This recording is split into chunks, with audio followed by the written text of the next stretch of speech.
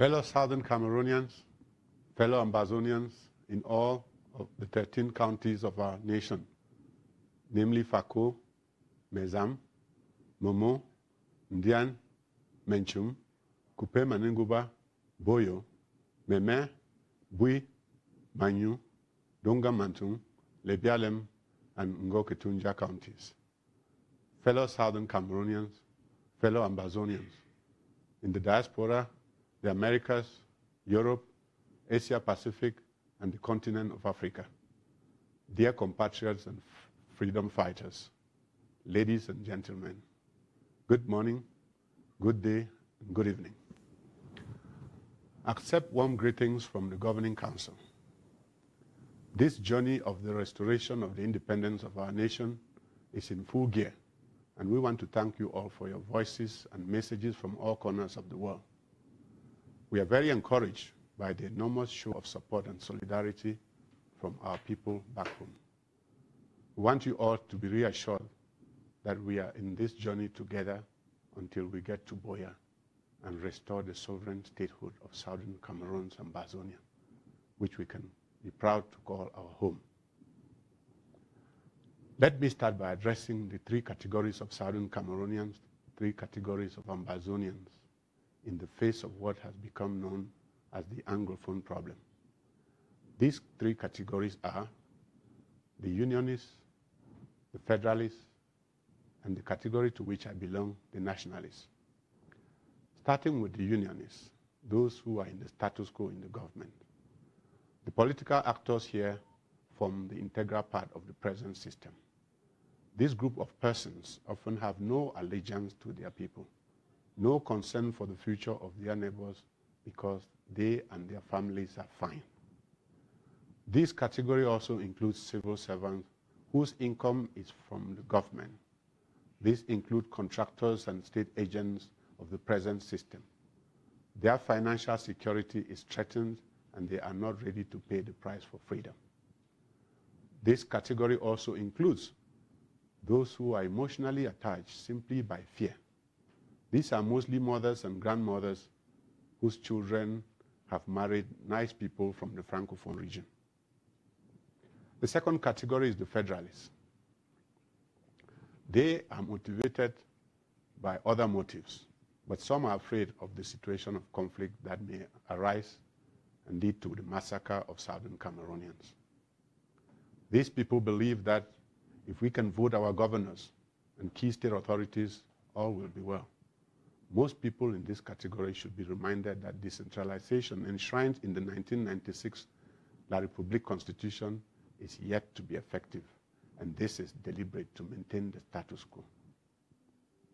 The Federalists must be reminded that the same system that changed the status quo from the Federal Republic to a United Republic, disregarding the 1961 Constitution, is still running things in La République, and have a historical record for their consistent disregard of the law when it doesn't fit their agenda. This category of persons refer to the AAC1 and AAC2 outcomes that led to the 1996 Constitution of Decentralization, which is evidence of La République's cosmetic fixes to every socio-political problem.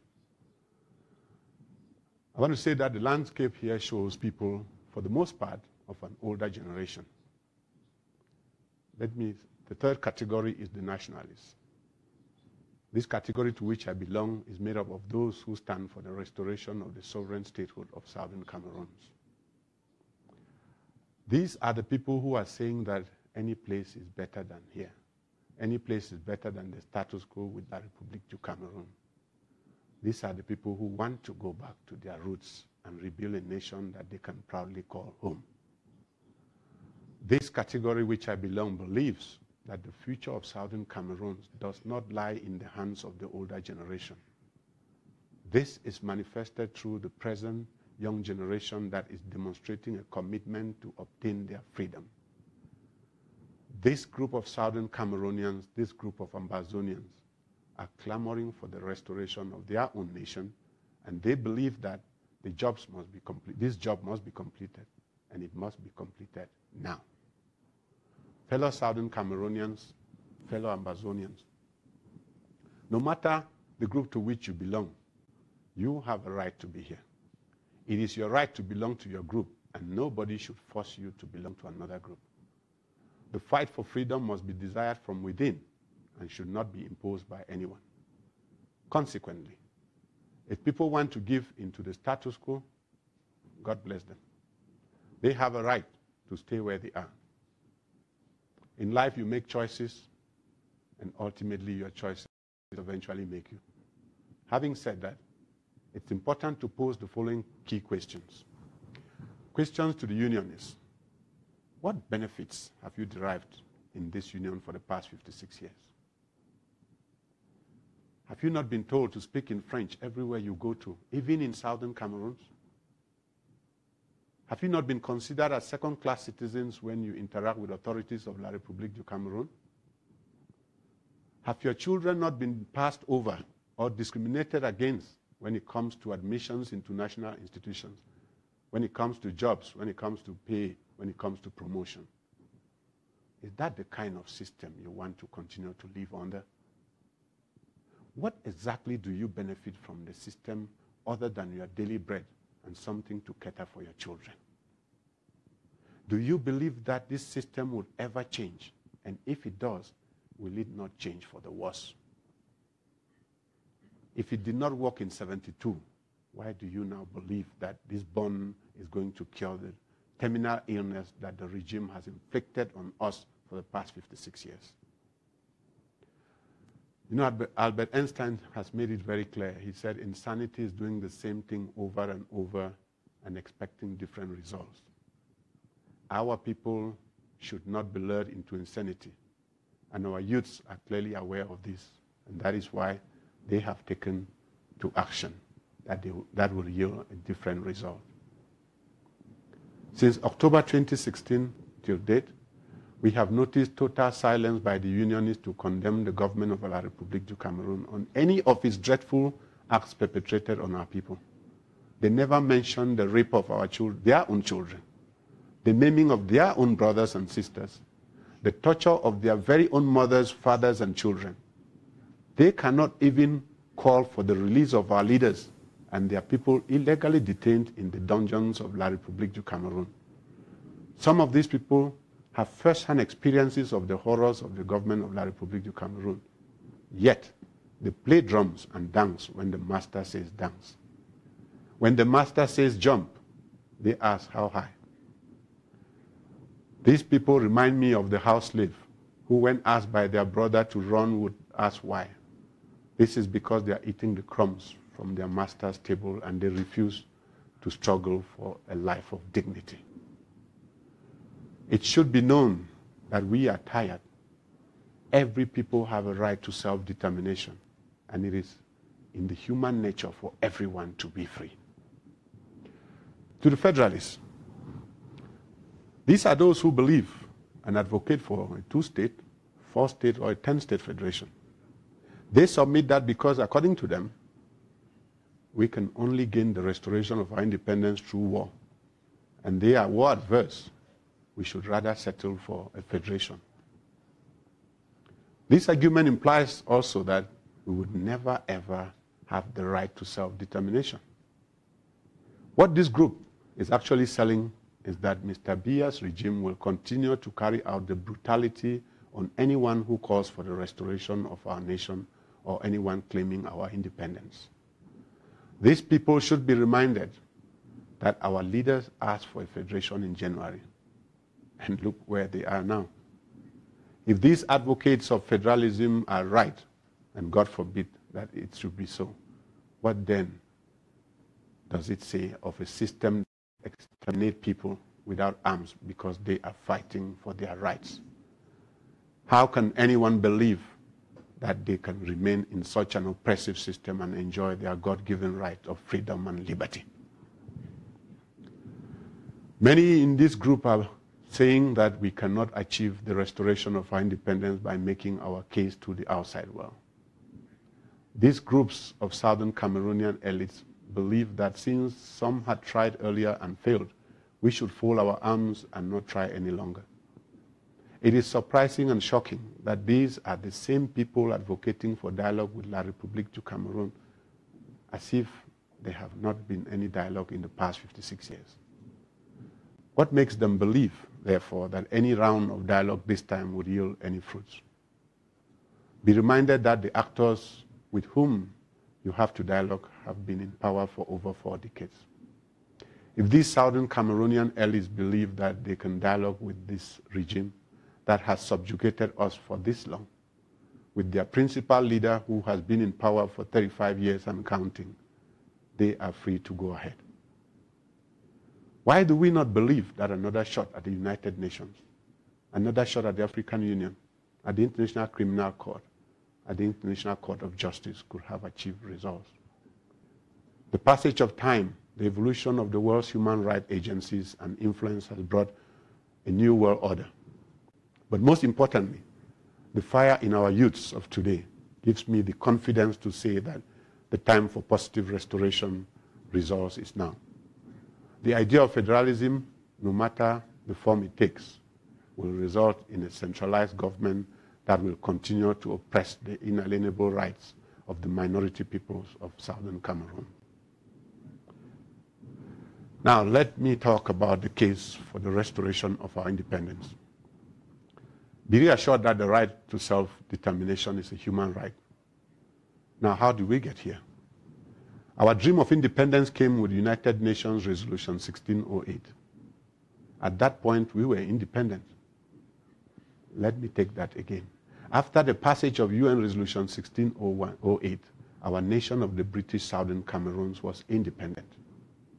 Later in 1961, we were given 2 options to complete our sovereignty by joining another independent country, either Nigeria or La République du Cameroun.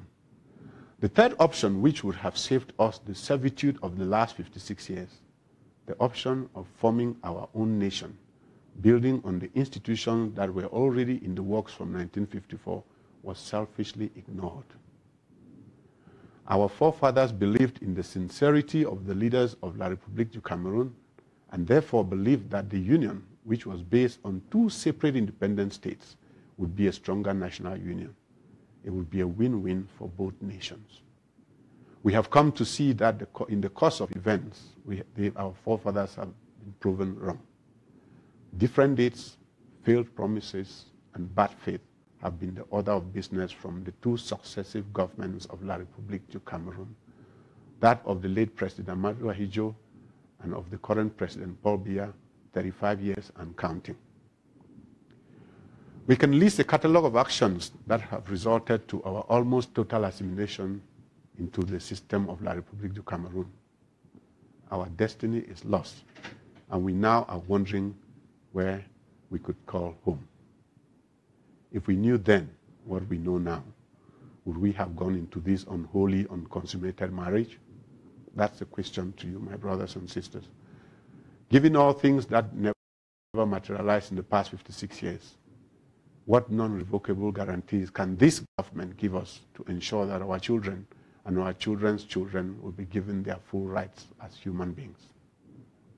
As a background to our story, which has been one of subjugation for the past 56 years, I would like to quote from former US President Barack Obama, who said, "We live in a time of extraordinary change that's reshaping the way we live, the way we study, the way we work, our planet and our place in this world.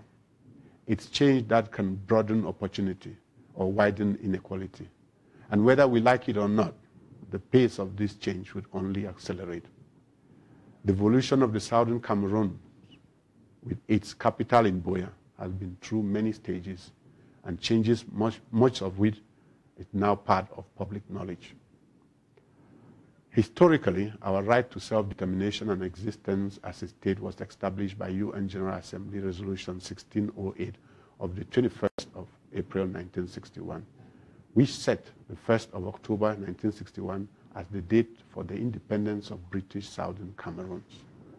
Before then, the British Southern Cameroons had from 1954 existed as a self-governing territory with its own prime minister and government institutions, like the House of Assembly in the capital city of Buea. Needless to go repeating the history of Southern Cameroons, which we believe you have all taken the time during this period to acquaint yourselves with. Given that all of these things never materialize, what guarantees can this government give us to ensure that our children will be given their full rights as human beings? Each time we have been made to become afraid of La République du Cameroon by people who claim we could slam the brakes on change, promising to restore lost glory within a failed union. We ask of you each time to overcome these fears. We shall not, in the words of Abraham Lincoln, adhere to the dogma of the quiet past. Instead, we shall think anew and act anew. We shall make change work for us, always extending the Southern Cameroonian promise outward to the next frontier and moving forward freedom and liberty of our people. And because we shall do what we have to do to achieve liberty and freedom, because we see opportunity where others see only gloom, Southern Cameroon shall emerge stronger and better than ever before.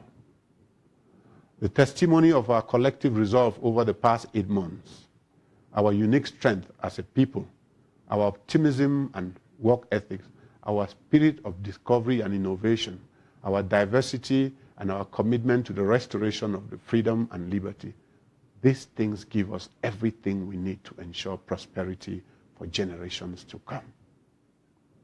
The progress of this revolution and the win of change are inevitable, and it is divine and ordained to happen. It is also the result of choices we make together, and we face such choices right now. Shall we respond to the changes of our time with fear, turning inwards as Southern Cameroonians, and turning against each other as a people? Or shall we face the future with confidence in who we are, what we stand for, and the incredible thing we can do together? It is good to look ahead, what the future may bring for us. But first, let's attempt to provide answers to the following issues based on the theme, the dawn of the new era: freedom and liberty for Southern Cameroons, freedom and liberty for Ambazonia. First, what was the tipping point? Second, which stakeholders have held our hands? And finally, what does the immediate future hold for the people of Southern Cameroons, for the people of Ambazonia? Let's start with the first question. What was the tipping point? Benjamin Franklin indicates that they who can give up essential liberty to obtain those who can give up for a little temporary safety deserve no liberty, no safety. The tipping point has been provoked by the lack of astute leadership by the President of La République du Cameroon. It has been provoked by Mr. Paul Biya. Now, please indulge me to address the President of the Republic of Cameroon at this point. Mr. President, Mr. Paul Biya, notwithstanding the above-mentioned failures of your stewardship on the nation of the people of Southern Cameroons, you are once again given an opportunity to show your leadership as a father. This occurred when the lawyers and the teachers expressed their rights to be granted freedom. These requests were made because of the inefficient government that you have led over all these years. You failed to listen to the cries of the people. 8 months have passed and the situation festered and has degenerated to where we are today. Instead of attending to the demands of the civil society groups, your government banned them, incarcerated our leaders, jailed other advocates, imprisoned other people, raped our daughters, and militarized our towns and villages. Your government's lack of response led to the manifestations on the streets. Mr. President, it is only when there was successful ghost town on Monday, the 9th of January 2017, that your government agreed to dialogue. This has been and continues to be the people's protest. The people of Southern Cameroons are speaking clearly and loudly by their actions. You better listen to them, Mr. President. No one can lead a people without their consent. The people of Southern Cameroons are making their voices heard by their action because they know that action speaks louder than words. Mr. President, I'm almost certain that had you shown a depth of leadership at the start of this disruption in October and November 2017, by coming out and addressing the people of Southern Cameroons, by coming out and addressing the people of Ambazonia with respect and genuine concern, you may have pulled off some goodwill from these people. However, you ignored them with disdain. You sent your troops to maltreat them, to kill them, to torture them, to rape them, to arrest and abduct our people, and transfer them to be tried in a military courts in Yaoundé.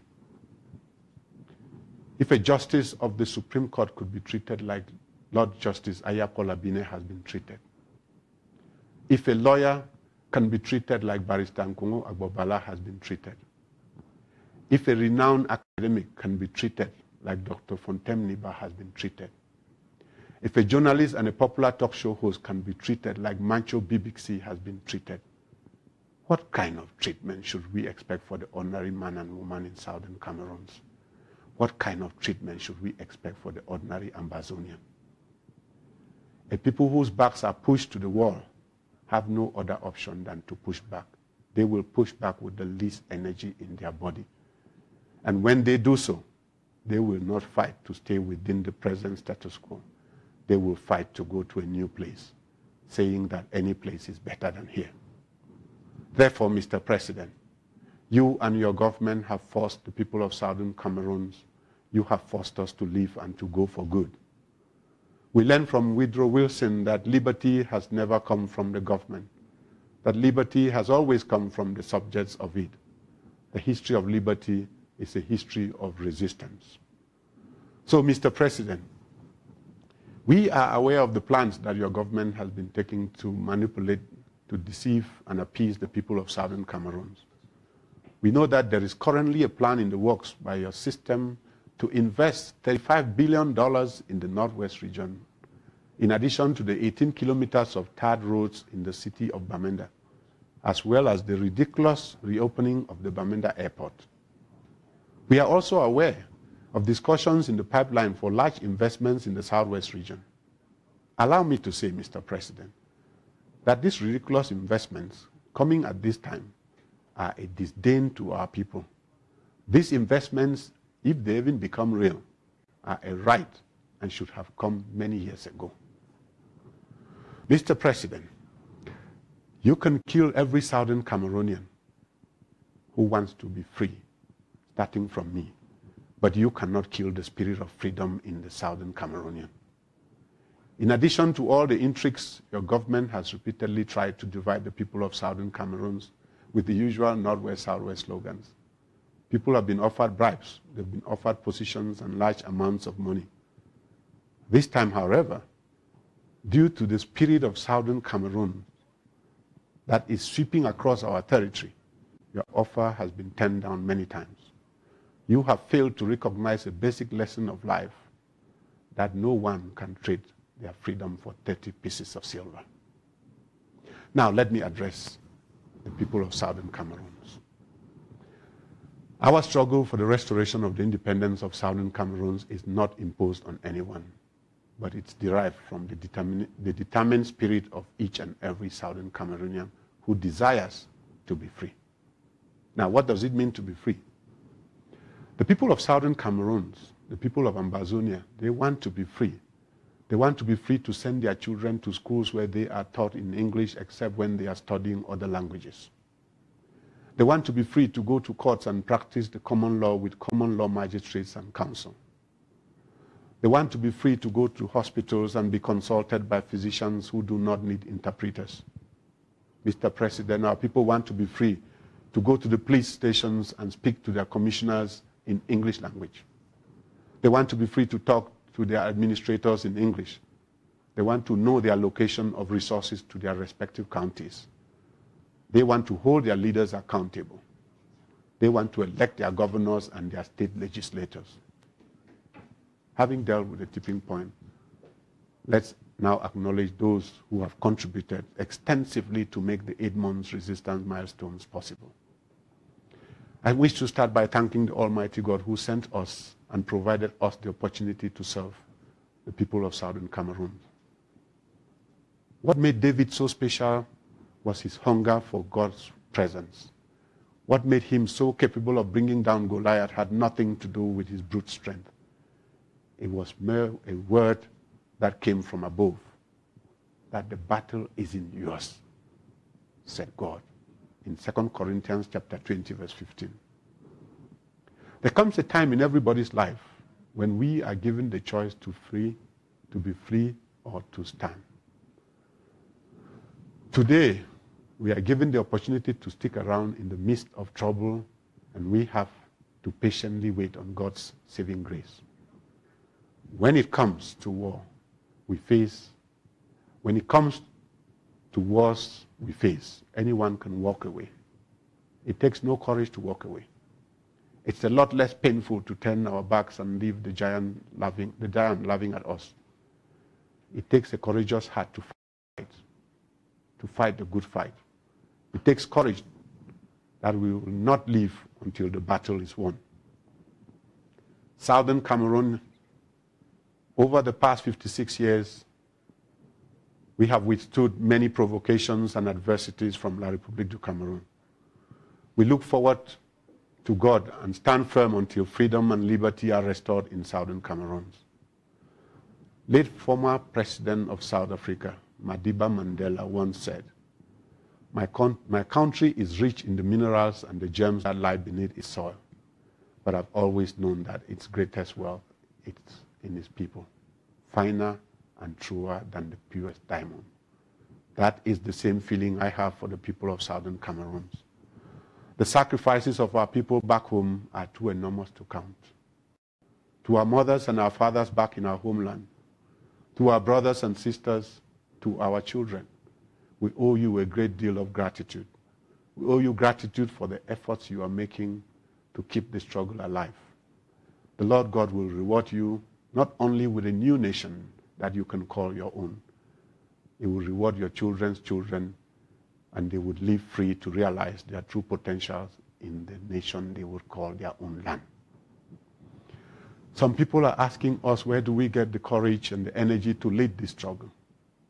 We are strengthened by the echo of late Chief Ayamba, the clarity of delivery of Mola John Litumbe, the tone of appreciation of Fongoji Dinka, the dedication and the commitment of our people back home, and yes, the army of youths on social media who have realized that they want their freedom, and the time for that freedom is now.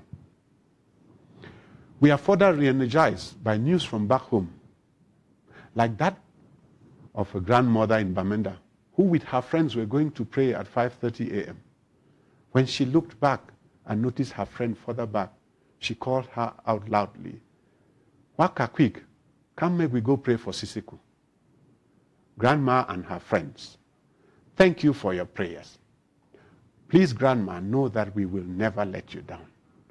The governing council members join me to say that we will never let you down. This generation of Southern Cameroonians will not let you down. We may not all get there, but be rest assured that the question of going to Buea is not a question of if, it's a question of when. When will we get to Buea? We are working very hard to make sure that this happens as soon as possible, so that we will sing songs of victory and carry our grandmother and her friends, our grandfathers, and we'll carry them on our shoulders as we enter Buea in triumph. As part of his speech after winning the United States presidential election in 2008, the then President Barack Obama said, where we are met with cynicism and doubt, and those who tell us that we can't, we will respond with that timeless creed that sums up the spirit of a people. Yes, we can. We will collectively answer, yes, we can, to the restoration of Southern Cameroon's freedom. To the family and friends of our jailed and exiled colleagues and the fallen heroes and heroines of the revolution, thank you for being our rock, for helping us to regain hope after despair, to resume life after obstruction, to restart journeys after detours, to revive strength after defeat and to resurrect dreams after rejection. Therefore, looking forward, where do you want to see yourselves in the immediate future for Southern Cameroons? Let me address the pressing issue that confronts us today, that of school resumption in the Southern Cameroons. Permit me to begin by expressing dissatisfaction with those who have treated our clergy and the proprietors of private schools in Southern Cameroons with disrespect and with disregard. The dilemma that our clergy and our proprietors find themselves today in the face of a lawless system of government whereby anyone's security is at risk is something that we should all appreciate. The episcopal letter by the bishops of the Bamenda Episcopal Diocese to the government of La République du Cameroon remains one of the best written documents that addresses the Anglophone problem in our two nations. It still holds true today as it did when it was written late last year. We must continue to show gratitude for everything that our clergy have done so far. The decision-making process of these leaders in the current circumstances can be compared to walking on a minefield. They must tread very cautiously. We might not agree with some utterances they have made in the last weeks, but we remain respectful of the church in the hope that through our history, the church and the people of good conscience have always stood for social justice. They've stood for human dignity and the protection of the weak and the oppressed. Let me also address the students, the teachers, and the parents. My dear students, losing a year or two or even more in anyone's life is like asking the person to start the race all over, especially when others are ahead and finishing. Throughout this struggle, you have been the most resilient because you know what we adults do not know. You know that you are fighting to have a better future for yourselves. And just like anywhere in the world where freedom has been gained, such freedom has been led by the young and the fearless. Your destiny is in your own hands. We ask you to stay focused and never to lose sight of your goal and the future that together we all are charting for you. Dear teachers, like lawyers, you bear the brunt of the current struggle.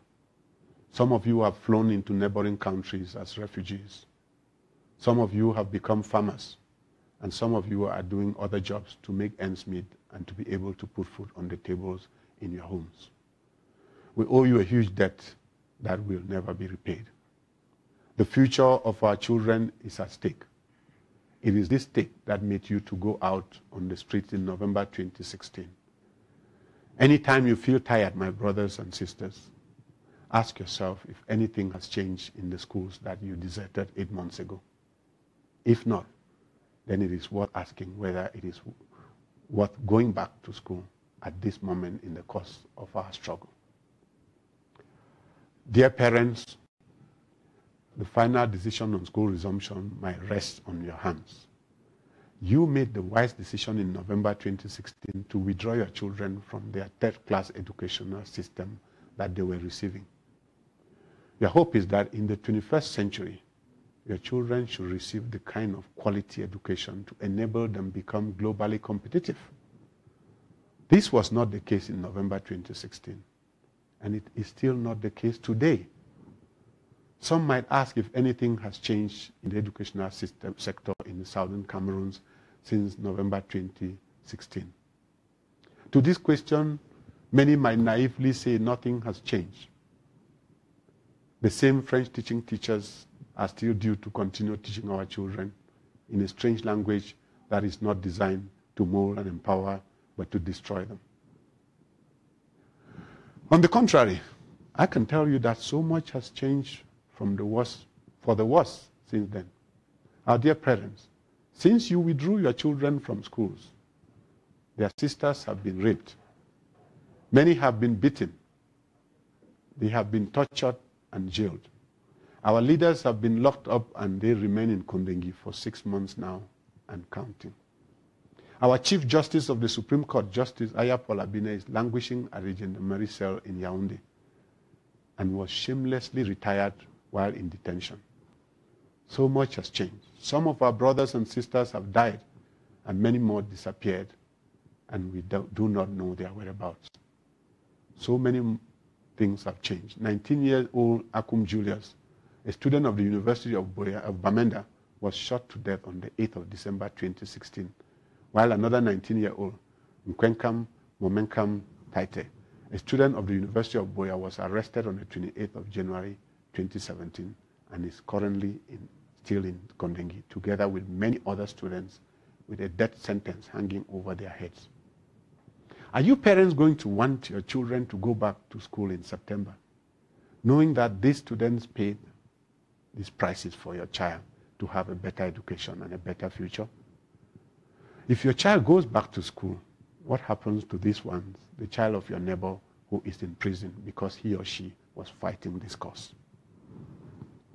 Fellow Southern Cameroonians, fellow Ambazonians, few have borne a heavier sacrifice than teachers without pay, lawyers without court appearances, traders whose shops have remained locked on ghost town days, mothers whose children have become prey to a regime that has no conscience and no better plans for their future. Some have been put in different terrible conditions that we deplore. We denounce in very strong terms crimes committed by the government that only aims to destroy the future of our young people. We shall, on the days that our leaders and all those in detention are meant to appear in the military courts of La République du Cameroun, carry out public demonstrations to demand their unconditional release, as has been the request of the United Nations, foreign governments, and other international organizations. The same courtesy should be extended to demand the withdrawal of the trumped-up charges levied against our clergy and the men of God whenever they go to court. On school resumption and the envisaged new educational system for Southern Cameroon, the Governing Council, which I am humbled and have the privilege to lead, understands and appreciates the importance of education in the lives of our children and the young generation. In fact, the Governing Council acknowledges that education is a fundamental, inalienable human right, which every child is entitled to. With this assurance, I'd like to point out the fact that when the International Bill of Human Rights talks about the universal recognized right to education, it does not just entail sending your children to school, but ensuring that the children acquire quality education. It is for this reason that in November last year, the teachers declared the strike actions in protest of the kind of education that was designed for our children, the kind of education which lacks the quality that goes along with the human rights standards associated with the right to education. You, the parents, also saw good reason to keep your children home, rather than for their future to be ruined by the deformed education system of La République du Cameroun. The question we genuinely need to ask is whether anything has changed since November to inspire you parents to want to send your children back to school come September. Are we going to be the dogs that vomit out that which is not acceptable and then go back to feed on that vomit? Certainly not. The peoples of Southern Cameroons are a superior breed, and our children deserve an even more dignified future. It is only when we compare two things that we can be able to make a determination on the one that is better. I'm talking about the system of education that we have all taken the conscious decision to abandon, and the one that we, the Southern Cameroons Education Board, we are currently preparing for our children. In this regard, in the best interest of our children and the future we envisage for them, the Governing Council declares that there will be no school resumption in September 2017, which is the beginning of the academic year that La République du Cameroun has set. It is important to begin to make these distinctions. And so I would like, on behalf of the Governing Council, to urge all parents to continue to keep their children at home until such a time that we shall officially announce the beginning of the academic year for Southern Cameroons. On the first day that La République du Cameroun is calling for school resumption in September, All our people shall have white pieces of cloth tied on tree branches around their homes and our houses as a sign of the Passover of the obsolete educational system that we shall never again be a part of. Please tie these pieces of white cloth on tree branches on your doors, on your gates, and your fences as a sign of your commitment to our struggle. We shall observe ghost towns on such days, on that day from dawn to 5 p.m. At the end of the ghost town, people should pour out into our streets with whistles blowing in the air, singing songs of praise to God and in celebration to show the world that they have refused the continuous enslavement by La République du Cameroon. And also as a demonstration of the fact that we shall together as one people set the agenda for the education of our children. The children shall remain at home until the 1st of October, the day of our lost independence. On or before the 1st of October, we shall make a further announcement on the way forward. We shall make a further announcement on the way forward.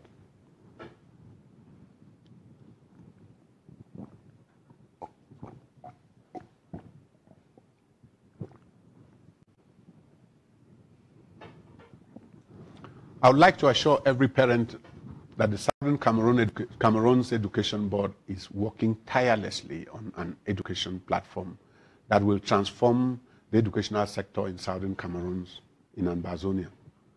We're doing this to prepare our children for the 21st century, for the 21st century workplace, and to enable them to become globally competitive. In his book, Long Walk to Freedom, late and former South Africa President Nelson Mandela said, "I have walked that long road to freedom. I have tried not to flatter. I have made missteps along the way, but I have discovered the secret that climbing a great hill, one only finds that there are many more hills to climb. I have taken a moment here to rest, to steal a view of the glorious vista that surrounds me, to look back on the distance I have traveled, but I can only rest for a moment, for with freedom comes responsibility, and I dare not linger, for my long walk is not yet ended." To the Southern Cameroonians, my fellow Ambazonians in the diaspora, you have been the engine of this struggle. Your moral and financial support has been very complementary to keeping this struggle alive. The urgency of the moment calls on each person to double our efforts. One of the big mistakes of Mr. Biya's government is in undermining our resolve to participate in this change that will bring us all back to the place of our birth. Almost all of us will rather be back home than wherever we find ourselves today. If the divinity of our birth cannot be questioned, then our true legacy must be to the people of our land. You may own an American passport. Some may be called British, Germans, Canadians, Nigerians, or South Africans. But the location of your origin is divine. You cannot and you must not forget this. Our nation will be rebuilt by experts who are originally Southern Cameroonians, experts who are originally Ambazonians. The curse of the last 56 years that has sent us thrown into all countries on the planet will become a blessing when we bring back our experiences, our expertise, our skills, and our monies. Yes, our monies to rebuild our true home. We were scattered as seeds across other nations. Through hard work and commitment, we are now mature trees, ready to recapture our forests. I urge you all, my brothers and sisters in the diaspora, to contribute to this struggle, to contribute financially, morally, and otherwise. Wait not for the struggle to be over, then you join the bandwagon to Buea. Ask yourself, what can you do to move us one giant step closer to Buea? I encourage you to start preparing to come back home. Come back to Buea. Come back to celebrate the restoration of our nation. But more importantly, start planning to come back and resettle in Southern Cameroons. Of course, your dual citizenship will be assured in the Southern Cameroons. Your dual citizenship will be assured in Ambazonia. Brothers and sisters in the diaspora, come back and rebuild your nation. Think of the great opportunity that has been bestowed on our generation. An opportunity to rebuild our own nation from scratch. With time, with effort and imagination, we would make our new nation an investor's paradise. With transparency, accountability, and a high-performance governance, we will invite people to come and see what a good thing the Lord has done for us. In the days ahead, the Secretary General of the Governing Council will present a blueprint of the nation we dream. Strategy without tactics is the slowest route to victory.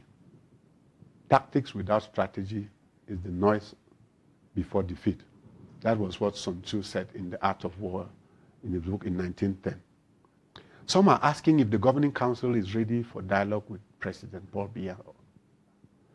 While the chances of him initiating this dialogue look very slim by every passing day, we are ready and open to frank dialogue.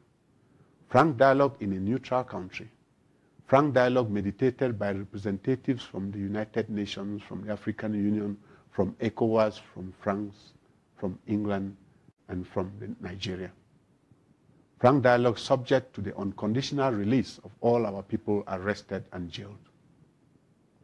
As I conclude, may I use the words Barack Obama uttered in his 2004 address to say, this evening, this afternoon or morning, wherever you're listening to this speech, if you feel the same energy that I do, the same urgency I do, the same passion that I do, the same hopefulness I do, if we do what we must do, then I have no doubt in my mind that all across Southern Cameroons, the people will rise up and this country will reclaim its promise.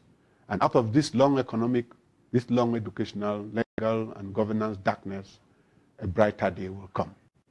A new dawn will come. On that note, once more, congratulations to you all, the people of Southern Cameroonians, and thank you all for being winners in the resistance against La République du Cameroon's injustice, being winners against the marginalization and the rogue governance towards our freedom and our liberty, including diluting our democracy, our culture, our educational and legal systems. Thank you for being against looting of our resources and leaving La République du Cameroon as second-class citizens.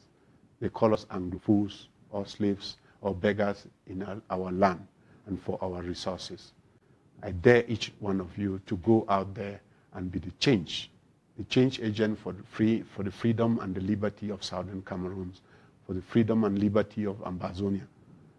Remember what Mahatma Gandhi once said. First, they ignore you. Then they laugh at you.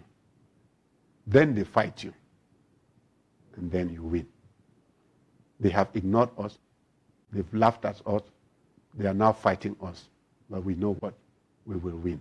Thank you. God bless you all. God bless Southern Cameroons. God bless Ambazonia. I am Sisiku Ayuk Tabe, Chairman, the Southern Cameroons Governing Council.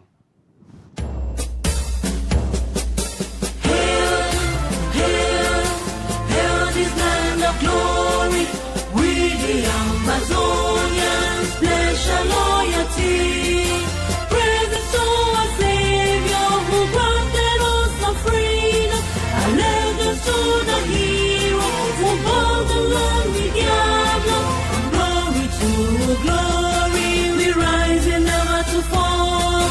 Here in a nation flowing with earth and holy. Glory, glory, glory to the Father for making you a nation.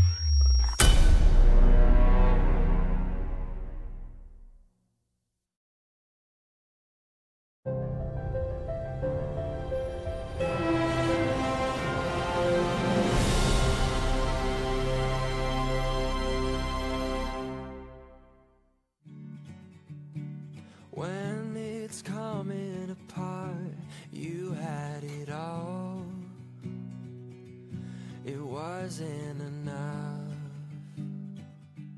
No, it's not enough. They tell you it's not worth the price, so just let it go. But you know you can, you know you won't.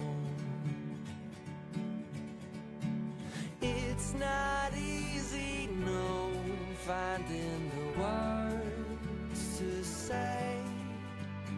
When you're feeling lost, you'll find your way.